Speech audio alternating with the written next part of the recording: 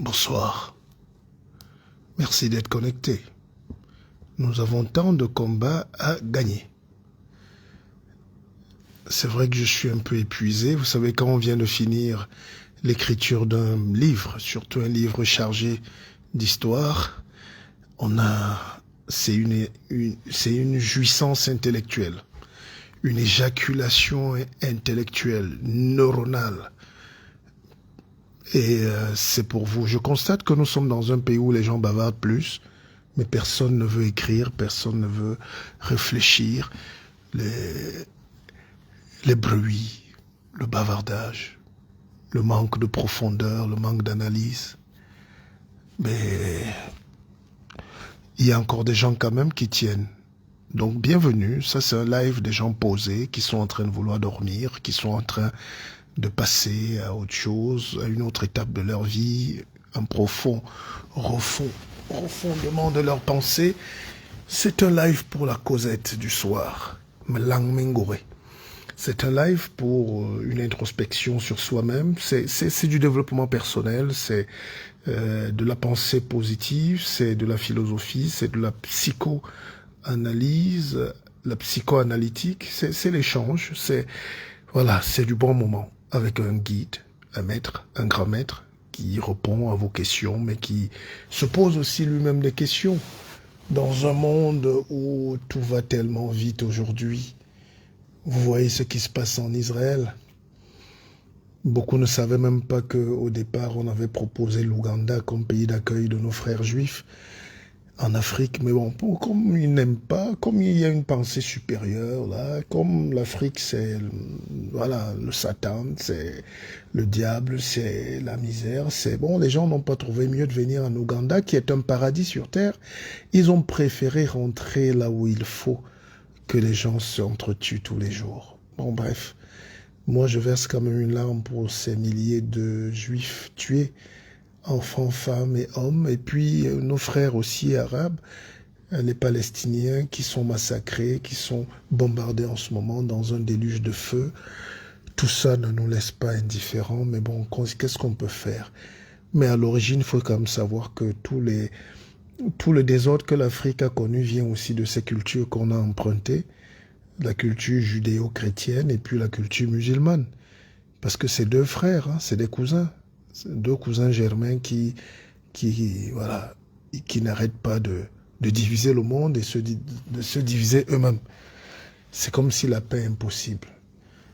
Beaucoup d'Africains sont maintenant étonnés de croire que leur religion qu'ils idéalisaient n'est en réalité qu'une somme de philosophie de violence. Quand vous lisez la Bible, tout ce qu'il y a là-dedans, c'est les horreurs, les guerres, les Sodome et Gomorre, les ceci, la destruction de temples, tueries. Et puis quand vous prenez le Coran, c'est les croisades, les ceci. Finalement, l'homme vrai, c'est le noir. L'homme noir n'a jamais beaucoup tué, n'aime pas tuer. Enfin, sauf son propre frère, mais l'homme noir n'a pas cette culture-là. Hein, même les croisades, là, c'est les Arabes qui nous ont amené ces choses-là. Parce que dans nos pays, il y avait des conquêtes peut-être, mais on allait juste prendre des femmes pour créer des mariages, des ponts, des nouveaux villages. Mais on n'a pas ces choses-là, où on lutte depuis 6000 ans pour la même chose. Si tu demandes à un Israélien ou un Palestinien, vous luttez même pour quoi ici? Ils ne savent pas eux-mêmes. Ils ont le même sang, ils ont la même terre, ils ont les mêmes ancêtres, mais ils luttent. Mais c'est la religion.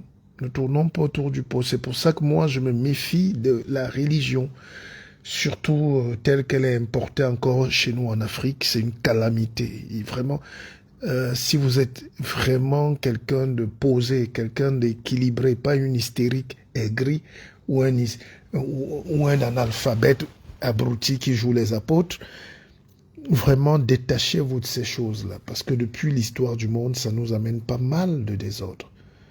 Hein, c'est Tolstoï qui disait que la vraie religion, c'est concordant avec la raison et le savoir de l'homme.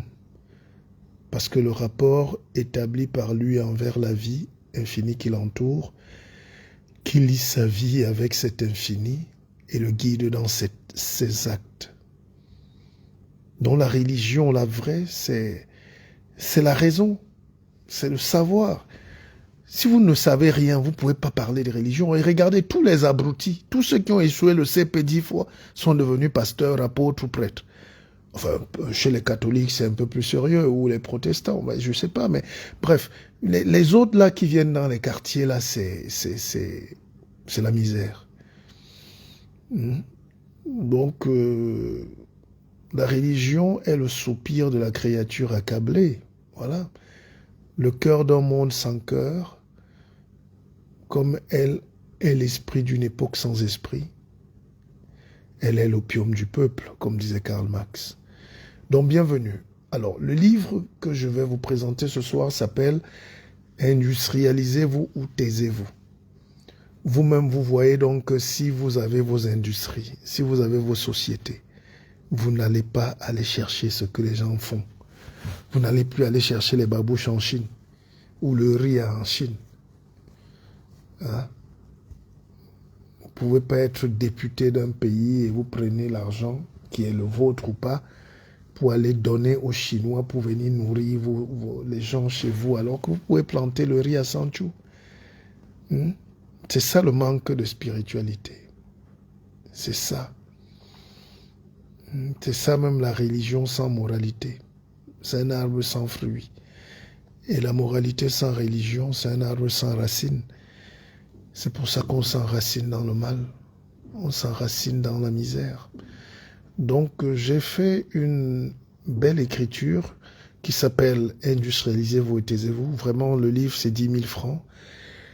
Il faut l'avoir tout de suite. Pendant qu'on parle, j'aimerais que les gens le commandent en même temps pour...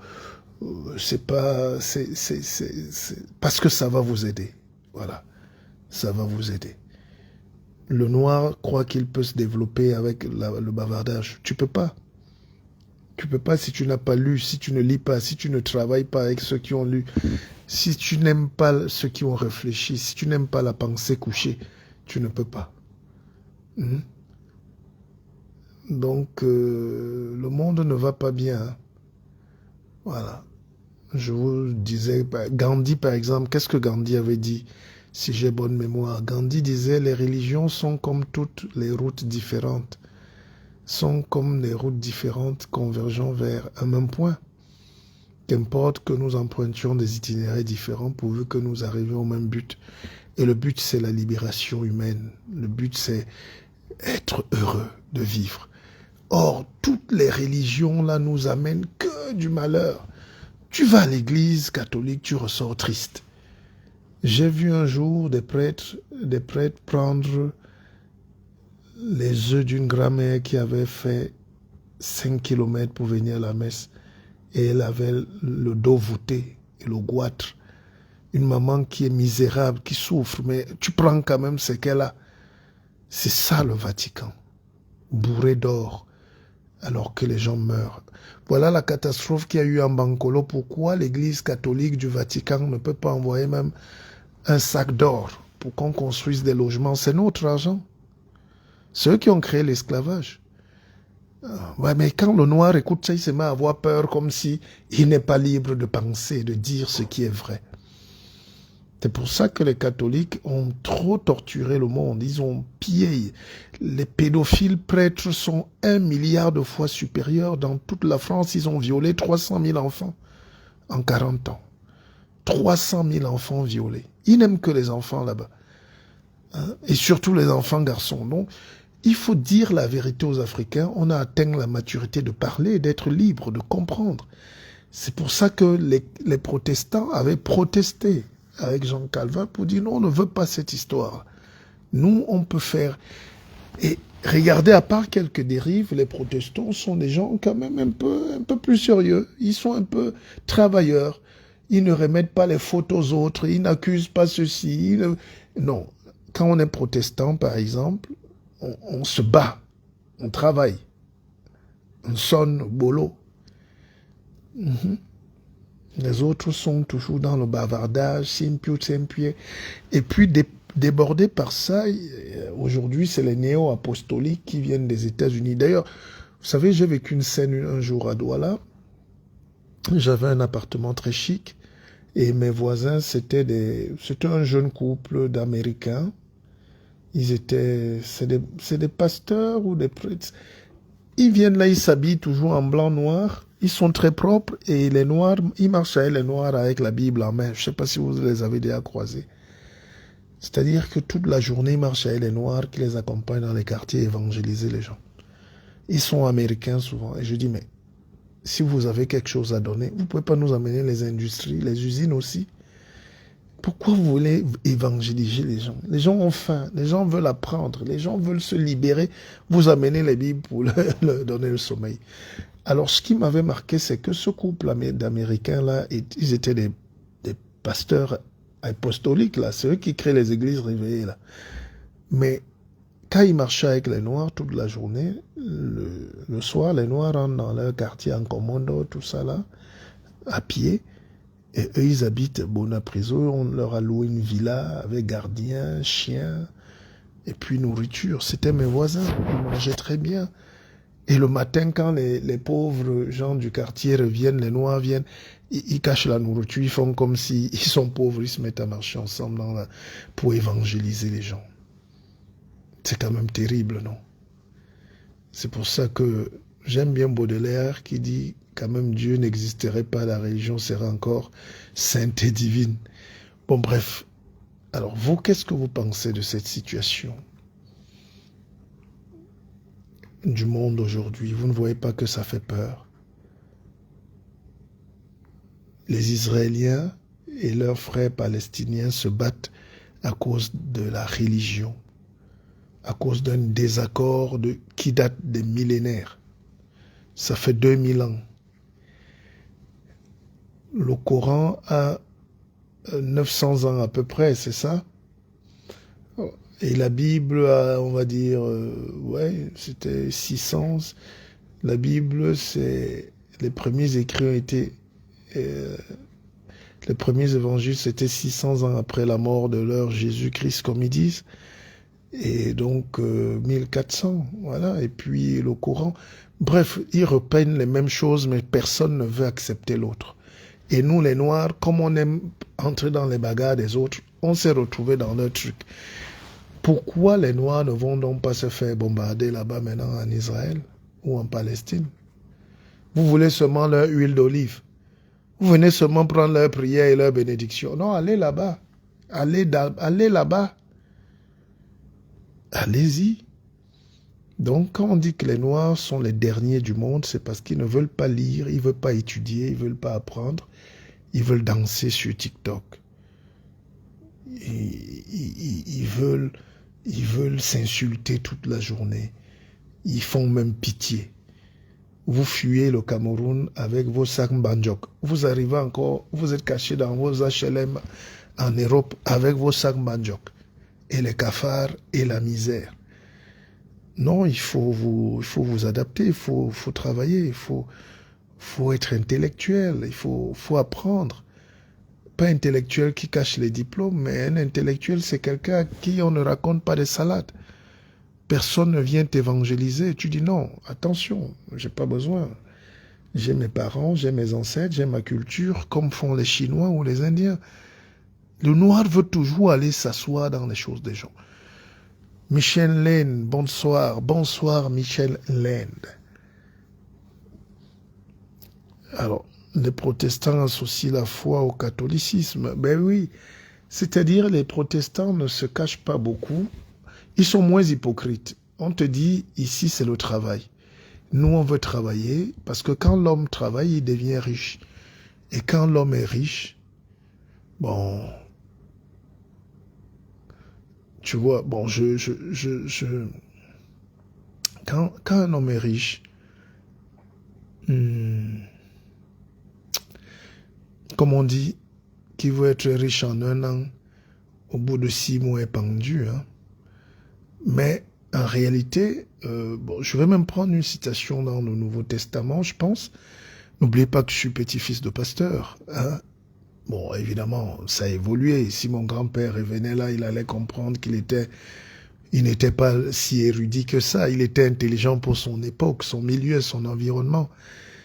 Nos parents qui ont été des esclaves ou des colonisés, là, il faut avoir pitié d'eux parce qu'ils étaient dans un monde qu'ils ne comprenaient pas eux-mêmes.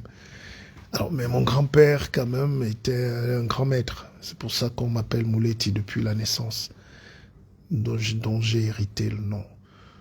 Donc, dans le Nouveau Testament, Matthieu, je ne sais pas quel verset, 24, quelque chose comme ça, qui dit, je vous le répète, il est plus aisé qu'un chameau passe par le chat d'une aiguille qu'il ne l'est à une riche ou à un riche d'entrer dans le royaume de Dieu.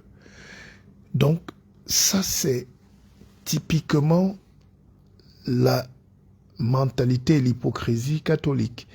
C'est-à-dire, on te dit que il est plus difficile à quelqu'un, à un riche d'entrer dans le royaume des cieux qu'il n'est plus aisé qu'un chameau passe par le chat d'une aiguille. Donc, il faut accepter la pauvreté. Et on a raconté ces salades-là aux Noirs. Ils ont porté leur terre, ils ont donné aux missionnaires. Et les missionnaires ont arraché tout. Un pays comme le Cameroun, l'Église catholique détient la moitié des terres, surtout en ville. À Douala, Yaoundé. Et nous, on est obligé de loger nos gens en Bankolo, en tabac. À ceci. Voilà les injustices. Mais personne n'a la capacité d'analyse. Vous êtes dans une ville comme Douala, le clergé, ils ont presque un tiers des terres à Douala. Et maintenant, les gens n'ont pas où se loger. Venez à Yaoundé, allez en Volier. C'est des dizaines d'hectares que l'Église catholique a arrachés aux Africains. Et c'est comme ça dans toutes les villes où il y a ces gens-là, Église catholique ou romaine ou protestante, tous ces gens-là, tous ces colons, n'oubliez pas qu'ils venaient travailler pour les colons. Ils travaillaient avec les colons, c'était eux les colons. Donc ils ont pris toutes les grandes parties, les bonnes terres. Et ils laissent les gens dans leur propre pays habiter les marécages. Si c'était donc le Dieu de la justice, n'est-ce pas, l'Église catholique disait, on vous remet les 10 hectares, vous construisez les logements sociaux. 10 hectares en plein Yaoundé, ça peut loger 2 millions de personnes. Et on peut régler ça. Ou le Vatican même finance, parce qu'ils nous ont volé notre or. Mais bon, je comprends. Ne soyez pas choqués, hein, chers nègres. Vous n'aimez que vos patrons qui vous mettent en esclavage. Non, on a déjà combien de gens qui ont commandé le livre, là, industrialisez-vous ou taisez-vous. Et je dis tout ça dans le livre. Je vais vous lire quelques bonnes pages, si vous êtes gentils.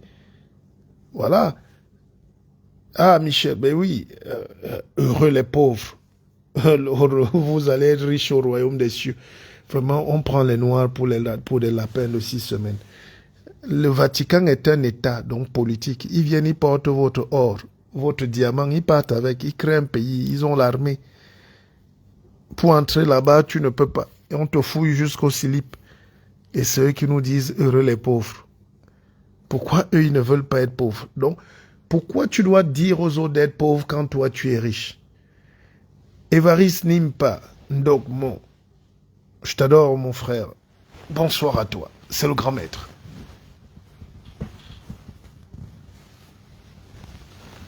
J'aime quand je me retrouve dans cette forêt où je mâche quelques écorces et je distribue le savoir. Et à Mouleti. Partagez le direct. Je sais que ceux qui me suivent sont très jaloux. Jaloux de ne pas partager.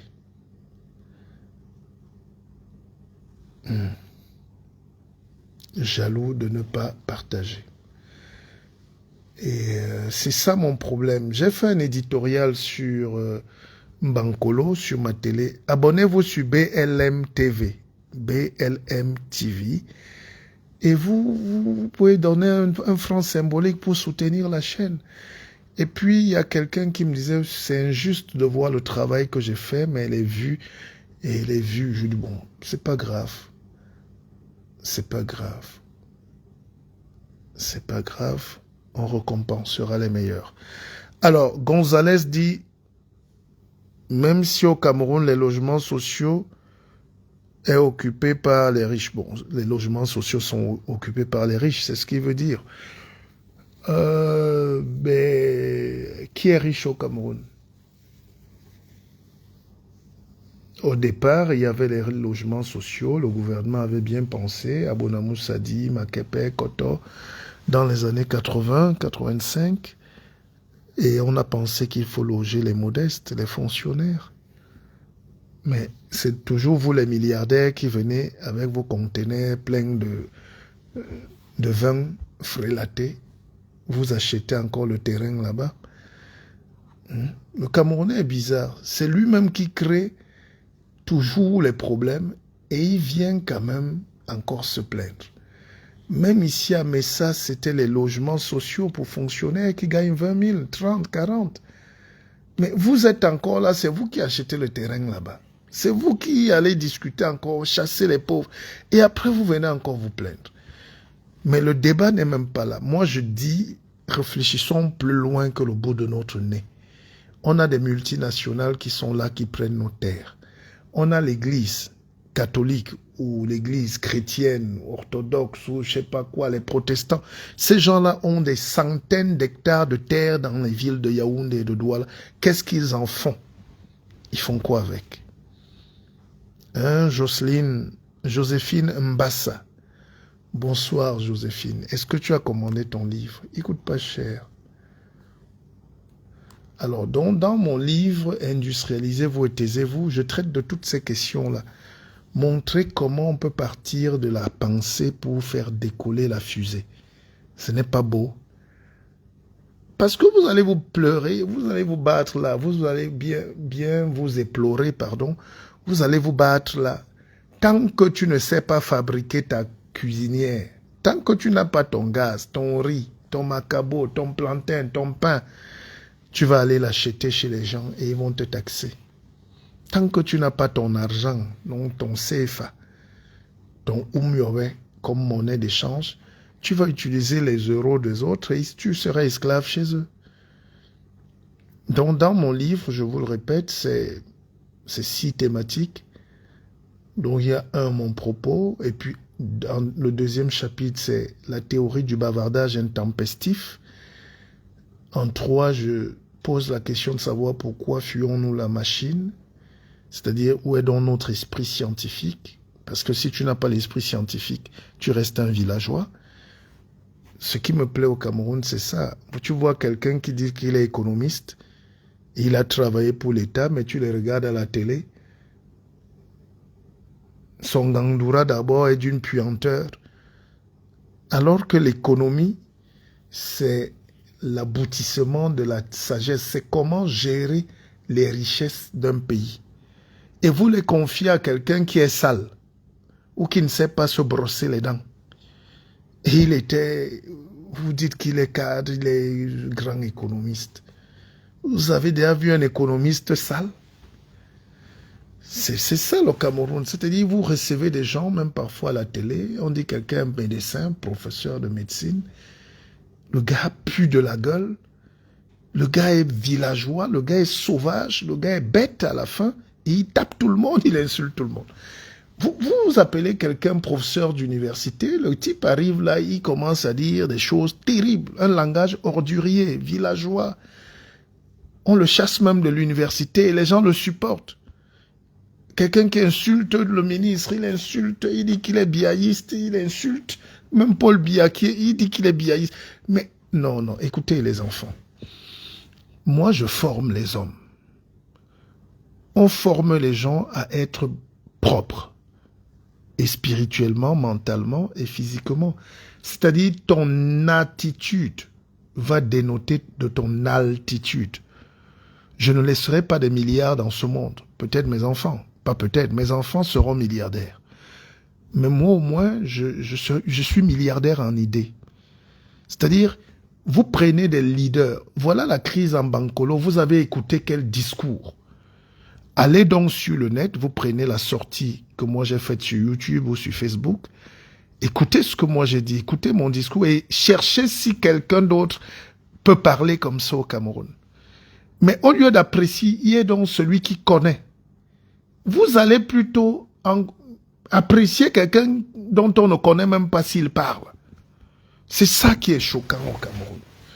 C'est le syndrome de André Onana et de son frère cousin Ondoa, le gardien. C'est-à-dire que on préfère au Cameroun prendre Ondoa comme gardien parce qu'il est bête un peu, il n'est rien, il bavarde pas, il n'a pas d'intelligence, il n'est pas fort, voilà. Il n'a pas de personnalité, il est en France, il joue dans 3e division et il est remplaçant. Et on ne veut pas donner la lumière à André Onana, le gardien, qui mérite, qui est l'un des 2-3 meilleurs gardiens du monde. Juste parce qu'il énerve les gens par son talent, sa liberté, son style et tout. C'est ça. J'ai été victime au Cameroun de cette mentalité-là. C'est-à-dire, c'est ce que j'ai écrit dans un livre, le syndrome du petit patou. Même dans nos familles, hein, on veut toujours donner beaucoup de nourriture au petit patou. Hein, c'est le chouchou de maman. Il a 0 macabo à l'école, mais il a 20 macabo dans le plat. Plus que tous ses frères. C'est lui qui mange plus. Tu le touches là, la mère se fâche. Tu touches le petit patou. Hein?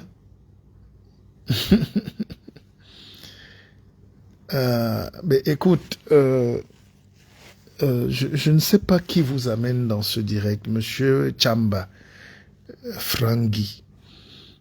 Je ne souhaite plus que vous postiez un seul mot sur mon direct. D'accord? Parce que c'est des abrutis comme vous qui créez des syndromes Onana. C'est-à-dire que c'est vous qui empêchez les gens, parce que vous êtes sans talent, vous empêchez ceux qui ont les talents de développer leur talent. Voilà. Quand Mohamed Ali te dit qu'il te tape au 2e round, il te tape au 2e round. Il disait qu'il est le best, I'm the best. Parce que vous n'avez pas connu. Vous avez vu le jeune Cédric Doumbé l'autre jour. Il a dit, Cédric, tu es mort. Qu'au premier round, je t'allonge. Il est entré avec le matelas de son gars. C'est ça qu'on appelle l'intuition supérieure. Pour vous, il est zélé, il est ceci, il est cela. Mais est-ce qu'il n'a pas fait ce qu'il a dit? Il n'est pas donné à tout le monde de dire ce qu'il fait et de faire ce qu'il dit. Vous savez que je suis arrivé au Cameroun il y a 1 an. J'ai ouvert ma télévision qu'un abruti a voulu arracher. J'ai dit, tu ne peux pas. C'est-à-dire, tu as beau être ce que tu es, auréolé d'un titre mondial, mais humainement, il y a des animaux. Tu es un animal. C'est ça que vous n'arrivez pas à comprendre. Que tu as beau être ingénieur, mais si dans la vraie vie, tu te comportes comme un voleur de brevets, un voleur d'intelligence, un voleur d'énergie, tu es un animal. Il y a beaucoup d'animaux parmi vous. C'est pour ça qu'on ne peut pas se développer, parce que des animaux arrivent même au pouvoir. Ils arrivent au sommet de l'État. Quand vous regardez une femme comme Ali Bongo, on ouvre son palais. Elle a 490 milliards entassés dans la maison, la moisissure, alors qu'au Gabon, les enfants ne mangent pas. Vous croyez qu'elle est humaine? Mais c'est ça, c'est ce qu'on dénonce. Soyons humains, aidons, soyons vrais. On peut ne pas avoir, ça c'est autre chose, mais on ne peut pas vivre dans un monde où quelqu'un gagne, vole ton argent et vous venez encore le soutenir. Céline Kamga, oui, je suis au Cameroun. D'ailleurs, je vais faire la dédicace de mes livres en décembre à Aqua Palace, à Douala. Donc, ça sera une conférence débat. Industrialisez-vous et taisez-vous avec des experts sur le plateau. Et les gens sont déjà en train de réserver leur place parce que ça sera à guichet fermé, comme toujours. Ça sera à Aqua Palace le 7 décembre, le 7 et le 14 décembre à Yaoundé, à l'hôtel Hilton. Donc vous réservez vos places et comme d'habitude, ça va bien se passer. Buffet et tout, voilà. Merci de partager ce direct. Vous voyez que vous avez besoin de causerie. De bonnes causeries. Bien le bonsoir, mon cher et estimé Victal Prince. Mais tu n'as pas encore pris ton livre, Victal. Je n'ai pas vu ton nom. Hmm.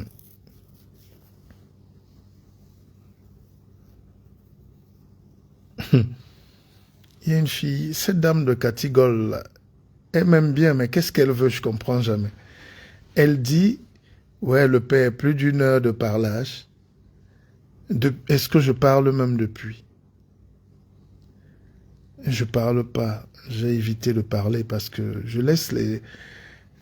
Vous savez quand même que c'est moi qui ai commencé le coaching quand même, ou le développement personnel, tout ce que vous voulez. Bon, mais s'il y a déjà des enfants qui en parlent matin, midi et soir, ils sont sous pression. C'est-à-dire que l'engrenage de Facebook, c'est que quand tu commences à tomber dans ces choses que tu veux être coach, tu veux faire ceci, tu vas tellement t'essouffler parce que tu veux gagner des marchés, tu veux vendre tes sociétés. Et là, ça devient un business. Et bravo, c'est encourageant pour eux. Mais bon, nous, je prends le temps de la réflexion. Un livre comme celui-ci me prend 1 an de travail. Donc, il faut prendre du temps pour écrire.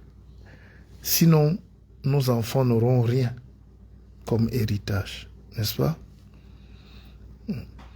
Victorine Kwedi, je ne vous ai pas vu depuis. Bonsoir. Bonsoir Lomporol. Merci. Merci. Le culte de la peur et de la mort est le carburant qui maintient les peuples colonisés dans leur position de soumis. On n'a pas compris que la mort n'est qu'une continuité de la vie. Lorsqu'on découvrira le secret du sacrifice, on saura que la mort n'est pas... Ah, ça c'est Évariste, là, très philosophe, hein? Mais c'est bien. Je vous aime comme ça. Je vous aime. Vous le savez, ça. Je ne sais pas ce que vous êtes en train de faire. Est-ce que vous êtes dans votre lit? Est-ce que vous êtes en train de manger? Mettez le haut-parleur, mettez le volume, hein? Beaucoup vont réécouter ce live, ils seront en train de marcher, ils seront au bureau.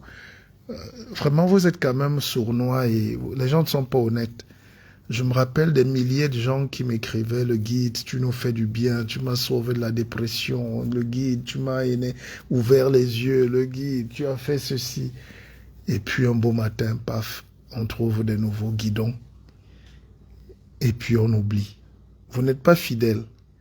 Le noir ne sait pas être fidèle, n'est-ce pas? Apprenez à être fidèle, même à vos épouses, et vous allez déjà voir que ça va vous faire du bien. Ou à vos maris. Céline Kamga, elle est déjà dans son lit. Ben je sais, à cette heure-ci, il est quelle heure? Mais tiens, il faut que moi-même je me couche là. 23h06 heure de Paris et 22h06 heure de Ndikimineki, heure de Bafang, M de Konjok. Donc, ce livre, j'avais écrit un livre et je peux vous dire merci encore. C'était partir comme on est venu. On a vendu, j'ai vendu, ouais, pas mal, hein, pas loin de 10 000 exemplaires.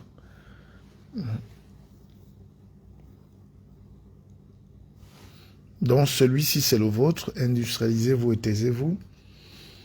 Je vous disais que parmi les thèmes, j'ai dit fabriquons ou soyons cons. Parce que dès qu'on a fini d'insulter Bolloré toute la journée, et le soir, il faut encore manger, tu es obligé d'aller acheter sa nourriture. Tu finis d'insulter, oh la France a fait ceci, quand tu t'arrêtes pour prendre le carburant, c'est à la totale. Et tu prends le croissant à 2000. Parce que c'est un croissant français qui est bien fait. Et le dernier chapitre, en 6, c'est « Suivons ce chemin ».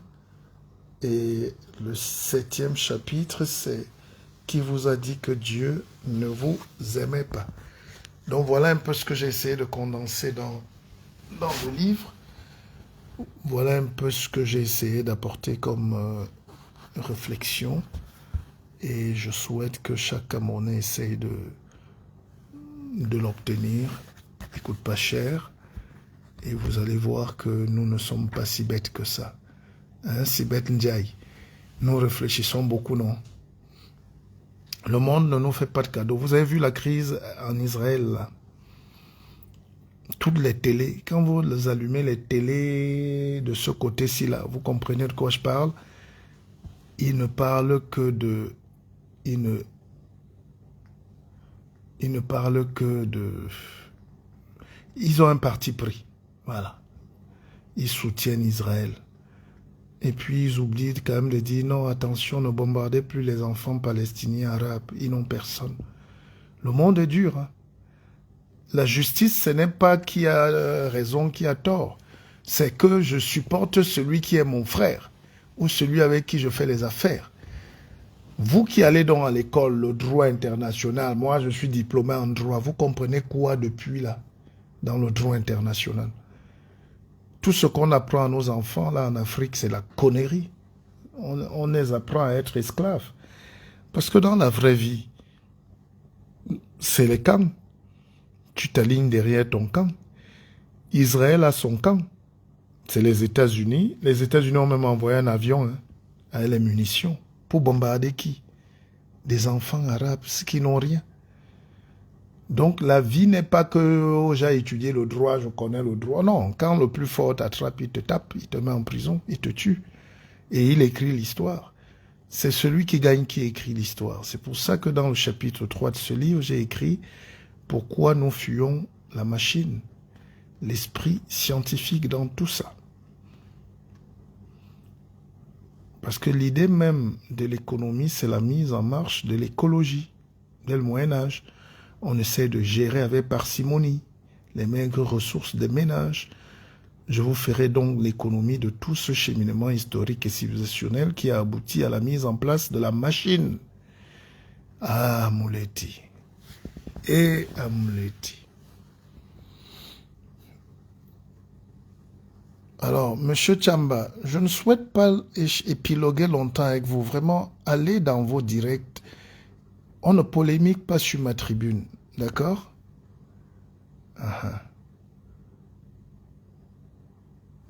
Je ne suis pas votre égal, je ne suis pas votre ami. C'est quand même incroyable. Écoutez ce qu'il me dit, ce Tchamba-là. Un faux baganté comme ça. Un faux baganté qui est caché, je ne sais même pas où.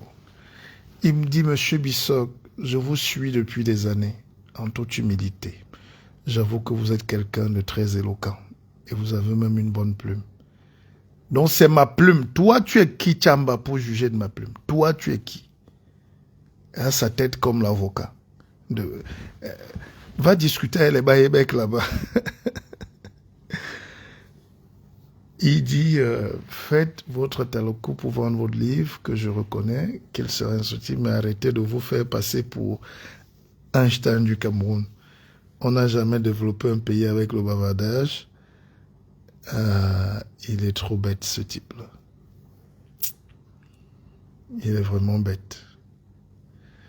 Je vous suis en train d'expliquer à un Camerounais bête que je viens d'écrire un livre qui traite de la problématique. Hein?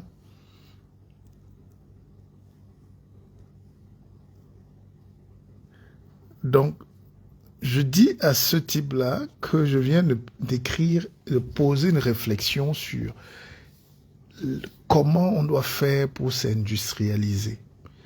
Et il me dit que c'est le bavardage. Comment, c'est-à-dire le Camerounais, je découvre des choses. Vivre au Cameroun est dur. Vivre à côté d'un Camerounais dans le monde entier est encore plus dur. Parce qu'il sera il sera votre boulet. Pas boulet, hein? Pas boulot. Mais il sera votre boulet. C'est-à-dire, il va vous créer toutes les misères du monde. Je n'ai pas vu un Camerounais sympa. Quand ils sont sympas, c'est pour boire. Ou c'est qu'il y a une soirée africaine. Mais l'amitié entre Camerounais se limite à la soirée africaine. Pas de projet commun, pas de vision, pas d'intellectualité, pas de grandeur. J'ai un petit frère qui est arrivé, il est en train de faire médecine maintenant en France. Comme il n'avait pas de papier au début, le temps de s'intégrer, il habitait chez ses cousins qui étaient vigiles. Ces gars lui ont dit qu'il ne peut pas faire des études. Il doit être vigile. C'est-à-dire, donc c'est ça le Camerounais, ou l'Africain même. C'est-à-dire, toujours un truc négatif pour maintenir et rabaisser l'autre. Vraiment rabaisser l'autre.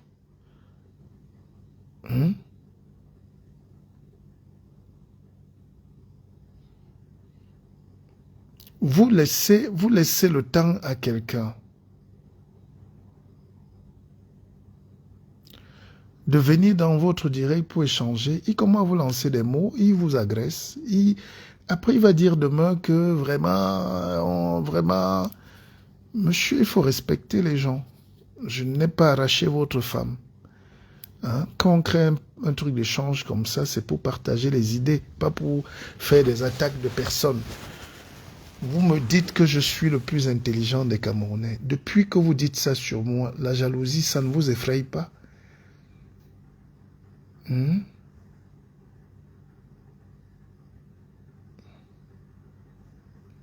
Évoluons. Quand un frère a écrit un livre, vous devez être là.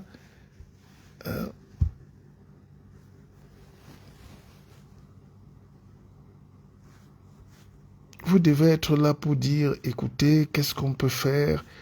La contribution. Vous devez déjà lire le livre pour venir discuter avec moi souvent parce que je ferai des lives. D'accord? Mais vous êtes là en train de chercher plutôt l'invective inutile. Vous savez combien de personnes écrivent?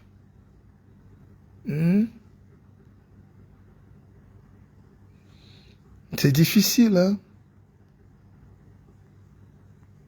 C'est difficile de réfléchir, hein? Et justement, comme c'est difficile de réfléchir, vous voyez pourquoi les gens viennent insulter dans les lives ou dans les émissions à la télé. Parce qu'ils n'ont pas d'argument. Ils n'ont pas d'argument. Quand tu n'as pas d'argument, tu deviens méchant. Et j'étais en train de vous dire que toute ma vie, j'ai subi souvent je ne joue pas les victimes, mais je dis c'est violent, j'ai toujours subi ça. C'est pas bon d'être brillant au Cameroun. C'est pas bon d'être fort au Cameroun. C'est pas bon de... C'est pas bon d'être savant. C'est pas bon de maîtriser. Et quand vous vivez au Cameroun, tout le monde vous bloque un dossier à chaque porte, à chaque niveau, à chaque étage, à chaque maison, à chaque famille. C'est pour ça que ça devient difficile. Nous serons aux affaires demain et je pense que nous allons apporter beaucoup d'intelligence et beaucoup d'amour aux Camerounais. Voilà. Parce que c'est le manque d'amour qui nous rend un peu bêtes et méchants.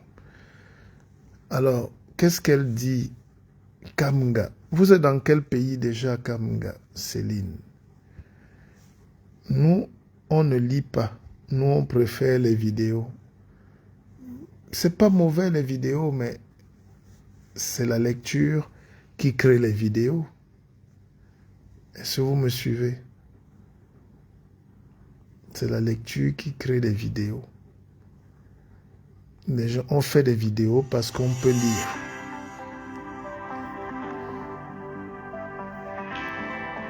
Oui, mais commandez votre livre, on vous l'envoie depuis Paris. D'accord? Malone Kana, elle est partie sans me dire au revoir. Elle était au Cameroun. Et c'est une très belle dame qui a beaucoup de courage, qui se bat beaucoup. Malone, elle est venue voir sa famille après 15-20 ans. On s'est juste vu quelques minutes. Elle voulait voir le guide, mais après on n'a pas beaucoup échangé.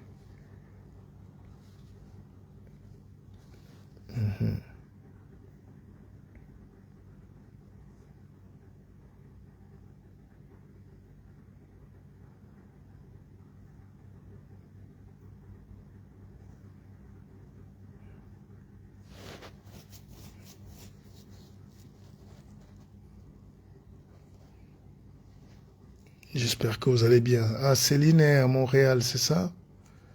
C'est le Canada, non? Céline est à Montréal, c'est ça? Mais ça fait du bien, ça fait du bien. Mais écoutez, j'avais une tournée américaine. Ah, c'est terrible, hein.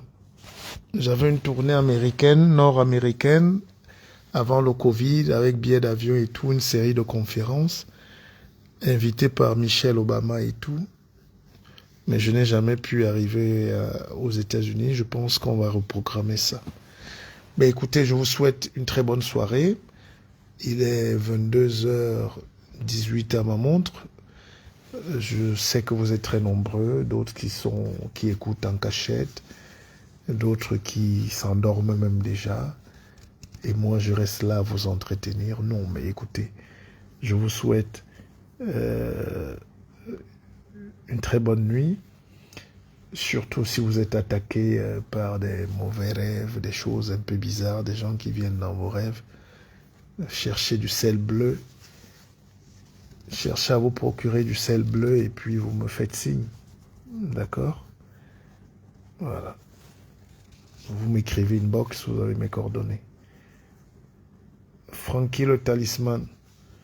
Nous avons encore besoin de 100 ans de plus, car même la technologie qui aurait pu nous aider à nous attraper, nous l'utilisons en majorité dans le mauvais sens.